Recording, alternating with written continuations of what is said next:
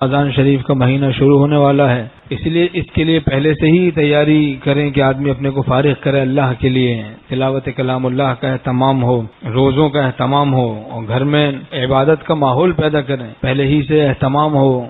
اور اس طرح خواتین بھی عبادات کا اہتمام کریں، تلاوت کا، ذکر کا، حسب تحمل، اور گناہوں سے بچنے کا اہتمام سب سے زیادہ ہو، ورنہ روزہ رکھا، غیبت نہیں چھوڑی، نیٹ کی بدماشیاں نہیں چھوڑی،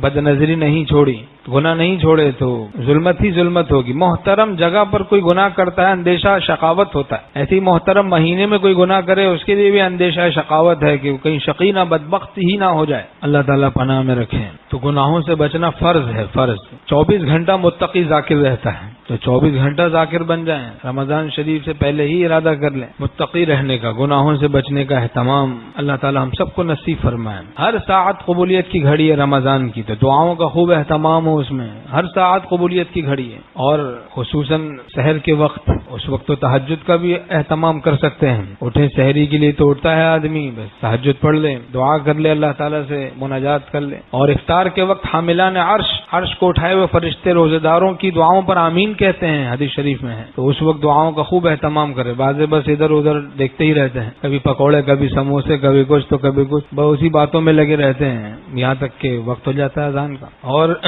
صرف اذان سے ہی روزہ نہ کھول لیں بلکہ اپنے ٹائم وقت پہ کھولیں، جو وقت نقشے میں دیا ہوا ہے احتیاطاً 2-3 منٹ رک جائیں، پھر آدمی روزہ افطار کریں۔ اور رمضان شریف میں تکبیر اولیٰ فوت نہ ہو، اس کا بھی بہت اہتمام کرنا چاہیے۔ جیسا رمضان آدمی گزارتا ہے پورا سال ویسا ہی گزرتا ہے، تکبیر اولیٰ فوت نہ ہو۔ کتنے لوگ رمضان میں رکعتیں نکل رہی ہیں، تکبیر اولیٰ فوت ہو رہی۔ عشاء کی نماز بعض اذان کا انتظار کرتے ہیں کہ اذان ہوگی بس پھر میں تیاری کروں گا، حالانکہ وقت ہی دیر سے شروع ہو رہا ہے، نماز جلدی ہوتی ہے، مثلاً 8:50 پہ 8:55 پہ وقت شروع ہو رہا ہے عشاء کا، 9 بجے نماز ہے، تو مؤذن صاحب تو بیچارے مجبوری میں دیر سے اذان دے رہے ہیں، یہ جناب نماز کی تیاری کے لیے اذان کے انتظار میں۔ اب جہاں 8:55 پہ مثلاً نماز ہوئی، تیاری شروع کی، اب 9:05 ہو گئے، پہنچتے پہنچتے رکعت نکل گئی، 2 رکعتیں نکل گئی، 3۔ ایسے غفلت سے کام نہیں چلے گا، غفلت سے بچنا ہے۔ ایسے ہی سحری کی اور سو گئے، جب اٹھے تو روشنی ہو گئی، نمازی قضا ہو گئی، اس وقت سونے کی لیٹنے کی ضرورت ہی کیا ہے؟ کتنے بیچارے لوگ جو ہے بس سحری کرتے ہیں، لیٹ جاتے ہیں، تھوڑی دیر کمر سیدھی کرتا ہوں، اس کے بعد تو دیکھو تو جماعت ہی نکل جاتی ہے، نماز ہی قضا ہو جاتی ہے، اللہ پناہ میں رکھے۔ تو تکبیر اولیٰ کے ساتھ نمازوں کا اہتمام کریں اور دعاؤں کا اہتمام کریں، تقویٰ کا اہتمام کریں ہم لوگ، اور صحبت اہل اللہ، یہ بھی اس سے تقویٰ نصیب ہوتا ہے۔ ہمارے بزرگوں نے سکھایا کہ اپنے مشائخ کے پاس رمضان شریف میں خوب رہنا چاہیے، تو اس سے تقویٰ نصیب ہوتا ہے کہ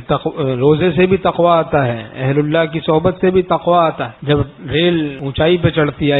ایک آگے انجن لگتا ہے، ایک پیچھے، یہاں تک کہ وہ منزل پہ پہنچ جاتی ہے، تو جب روزے کا بھی انجن ہو، صحبت اہل اللہ کا بھی انجن ہوگا، تو ہماری روحانی ریل اللہ کے ساتھ صحیح تعلق نصیب ہو جائے گا، منزل نصیب ہو جائے گی اللہ کی رضا کاملہ انشاءاللہ تعالی۔ اللہ تعالی ہم سب کو نصیب فرمائیں، توفیق تقویٰ نصیب فرمائیں، 100% گناہوں سے بچنے کی توفیق نصیب فرمائیں۔